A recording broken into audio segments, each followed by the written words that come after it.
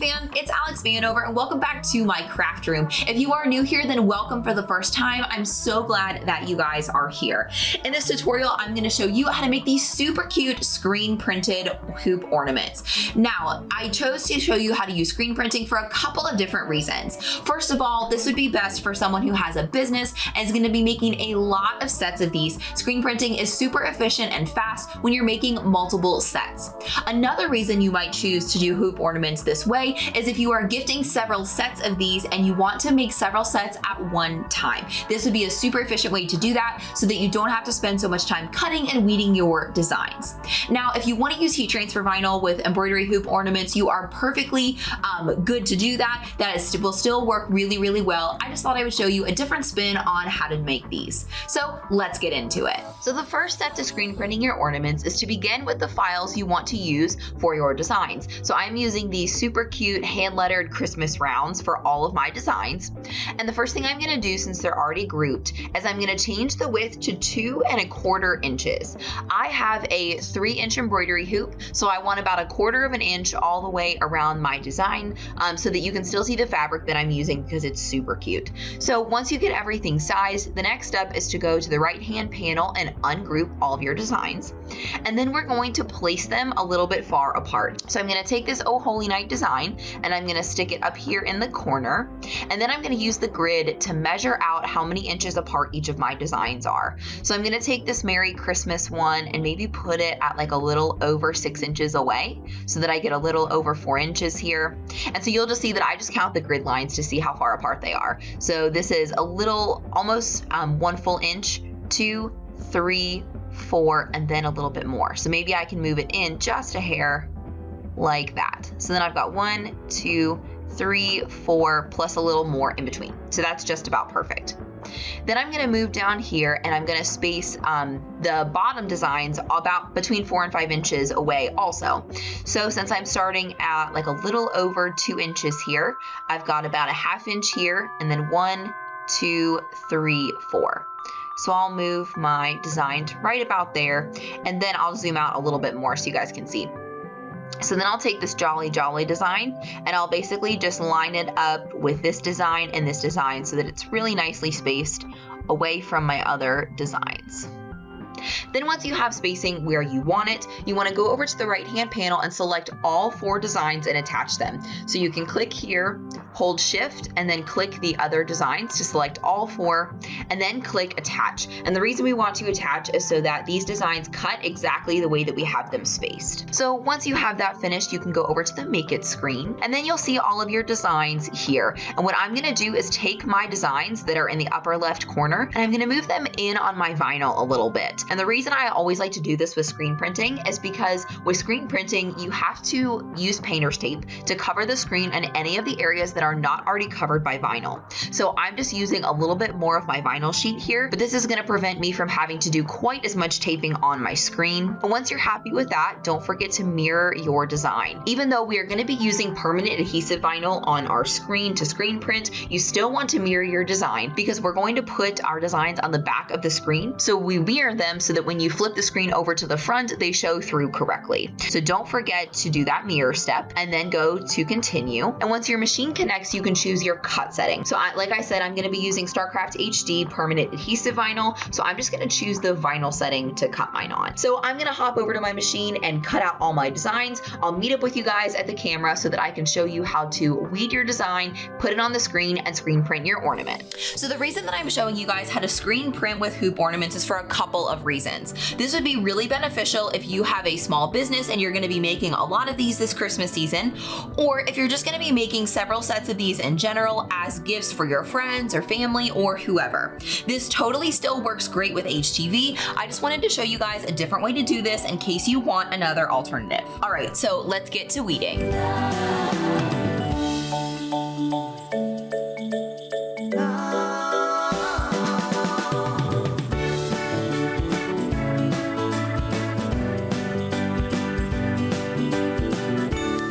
And if you guys see this little area right here that has a little bit of tunneling next to my vinyl, I'm going to solve that by picking up the corner of this with my pin pen, and then I'm just gonna lay the vinyl back down in that spot to get as smooth of an application as I can.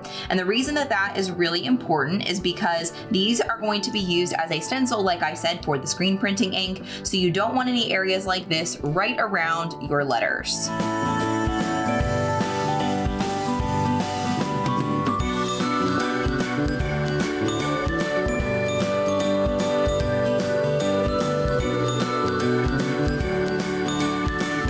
So once the vinyl is weeded, the next step is to add transfer tape to our design so we can transfer it over to our screen. But you'll also notice that I did weed my vinyl on top of my mat. And the reason I did that is because I cut this piece of vinyl from a 12 by 24 sheet. And since that can get a little bit curled up because I store my vinyl in rolls, sometimes it's helpful to weed right on the mat just to make sure that your vinyl stays totally flat. You guys will also notice that I'm using StarCraft HD vinyl. This is the matte version of their vinyl, and I absolutely love this stuff for screen printing. It does so well with intricate cuts. I just absolutely love using it. And if you guys have ever watched my screen printing videos, you know that I love clear medium tack vinyl, or excuse me, clear medium tack transfer tape from 143vinyl.com. My vinyl is also from 143 Vinyl, but this is my favorite transfer tape from 143 Vinyl, and it's my absolute favorite for screen printing because you actually want the least tacky transfer tape that you can possibly find with screen printing, because that makes it way easier. And another thing that I like to do to make my transfer even easier is to actually lay my transfer tape out on my table before I put my vinyl on it, and just stick it to the table once just to remove any extra tackiness. Just like this.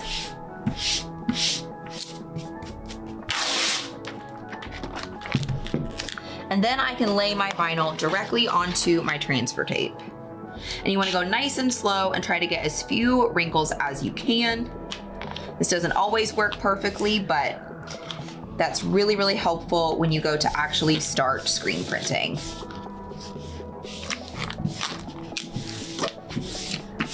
And once your vinyl has been laid down, you can cut the transfer tape off the roll.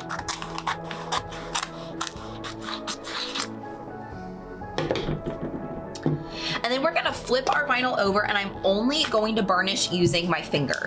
When we get over to the screen, I'll go ahead and use my squeegee, but for now, I just want to stick the vinyl to the transfer tape just well enough to get it over to the screen, and then I'll do everything else once we get it onto the screen. And I'm gonna be using my Speedball 12 by 18 inch screen. That's a little bit larger than what some screen printers use, but I like to have a lot of room to see through my screen, so that's why I choose to use the bigger sizes. And we're going to be applying the vinyl to the back of our screen. You know that you're looking at the back because it has this little notch cut in it all the way around, and that's also why we mirrored our letters so that we can put it on the back of the screen, and then when we flip it over, it'll look correct. So the next thing we need to do, is remove the backing from our vinyl. So I usually just use my pin pen to get it started.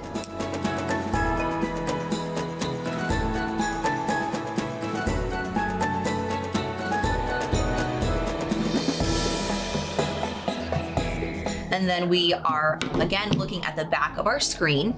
We're just gonna try to center our vinyl on the screen, but it doesn't really matter since we're laying it on fabric anyway. In fact, I might move mine a little bit toward the top so that I have a little less taping to do. And then you wanna lay your vinyl on your screen nice and slow so that you get as few wrinkles as you can. If you have some wrinkles like I do right here, that's not too big of a deal. You mostly want to concentrate your effort around the actual designs themselves so that there's no vinyl sticking up and you don't get any ink leaking underneath your screen. So now that my vinyl's on the screen, I'm gonna go ahead and use my squeegee on both sides of the screen to burnish this down really, really well so I can remove my transfer tape.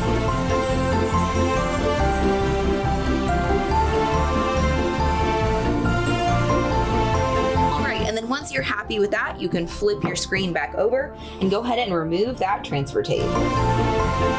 And again, as you're removing that transfer tape, just like when you removed the backing of your vinyl, make sure that all the little areas in the middle stay down on your transfer tape as you're removing it. All right, very good. So then once your transfer tape is off of your vinyl, the next step is to use painter's tape and to tape any of the areas that could potentially get ink through it. So you just want to flip over to the back of your screen to go ahead and apply the painter's tape, and make sure that as you apply each row that the pieces are overlapping so you don't get any ink seeping through the lines of the tape.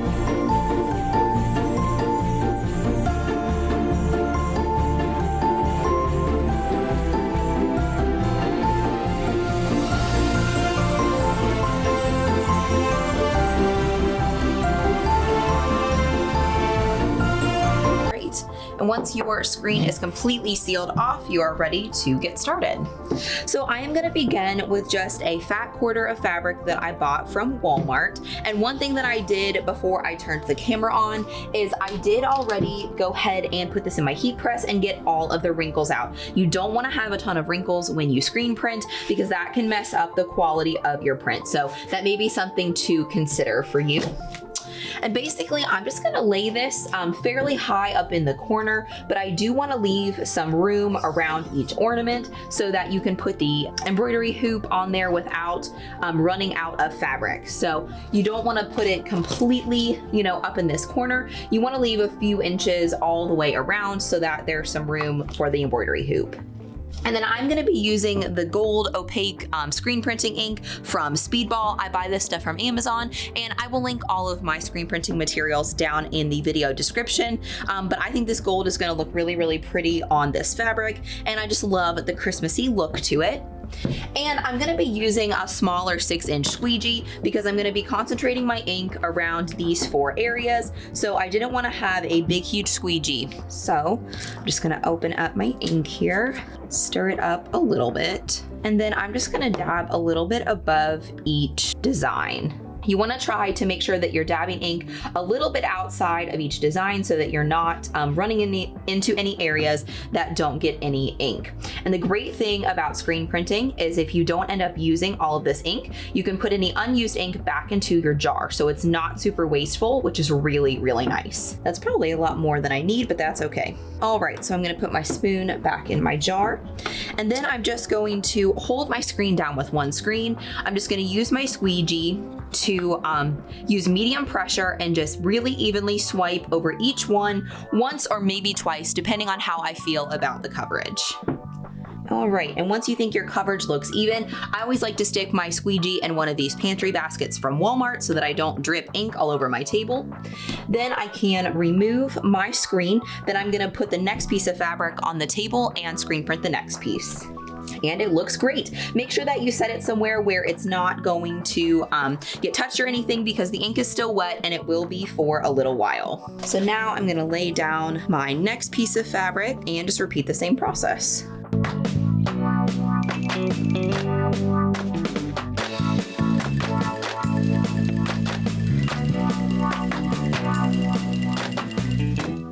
All right, so the next step that I'm going to take is I'm going to let my designs dry before I heat set them. And one way that you can speed up this process is using a heat gun. So I'll show you guys how to do that. And then I'm going to go clean my screen. If you guys want to learn how to clean off your screen printing screen, I'll put a link in the video right up here so that you can see a full tutorial on how to do that.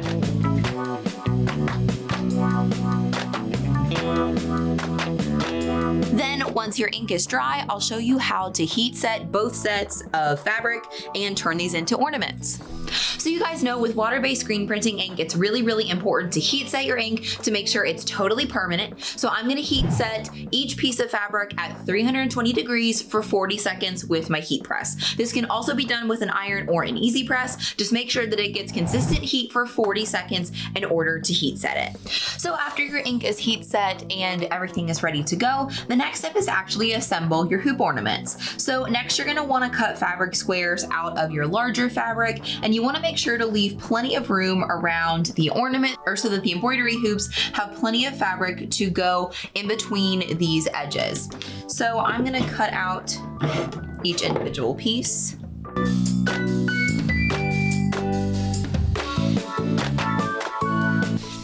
And then once everything is cut apart, next you can start assembling your embroidery hoop.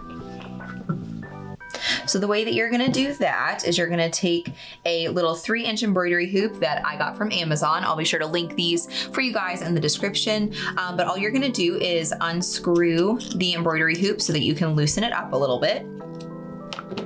And then you want to place your design over top of the inner hoop so that it's nice and centered. You can always adjust it when you put the outer piece over top. So I can see I've got a little extra room at the bottom. All right, and then once you have everything all tightened where you want it, then next you can either use an X-Acto knife to trim the fabric around the edges or a pair of scissors.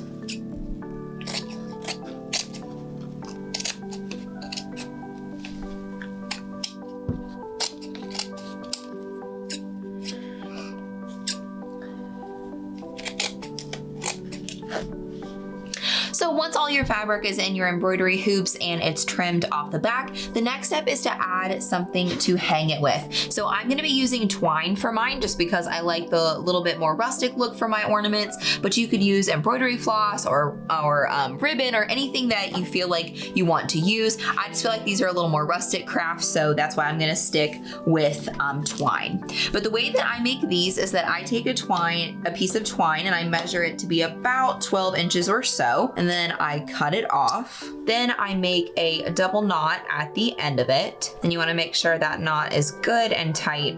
And then you can pass it through the top of the ornament. Or what I mean by that is you can take the loop end of what you just made and send it through the middle area of your embroidery hoop like this. And then you can slip the knot through the loop like that, and then pull it tight, and you've got a perfect way to hang your ornaments. Now you can play with the length of these if you like, that much room, you can certainly do that. But I'm also gonna show you how to embellish these here in a few minutes, and you might want a little bit of a longer string if you're going to embellish like I am.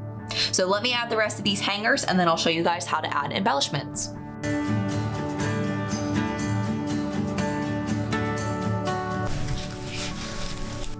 All right, and so these 4 are totally finished, and I love the way that these turned out. But if you want to add some optional embellishments, I'm going to show you how to do that on this set, just so that you have some different options for the way you want your final ornaments to look.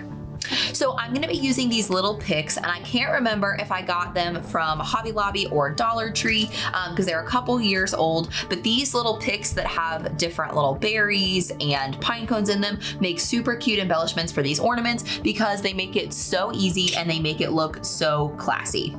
So what you're gonna do is you're gonna take the stem of your pick and you're gonna pass it through underneath where you just put the string on your ornaments like this. Then you wanna get it situated super close to the base of the ornament. So I'm gonna bend the stem so that it's coming up and behind the ornament like this. That way I can glue it either to the string or to the rest of the embellishment, something like that. So make sure that you get it all situated before you glue anything. I'm just gonna put a little bit of glue all the way around the back, like that. And then after you give it a moment to dry, use wire cutters to cut off the rest of the stem. If we haven't already connected on social media, I would love to get to know you and see what you're crafting. So if you're on Instagram, use the hashtag DIYAlex to share photos of your ornaments or anything else that you've made using my tutorials. And if you want to connect with me directly on social media, you can find me as DIYAlexVanover on pretty much all social platforms. I'll also put direct links down in the description in case you want a super easy way to connect. And if you haven't already, please click right here to subscribe to the DIYAlex YouTube channel. Scroll down just a little bit and ring the bell right next to subscribe so that you never miss when I upload a new video, Fridays at 8 p.m. Eastern Time. I hope we can craft again soon.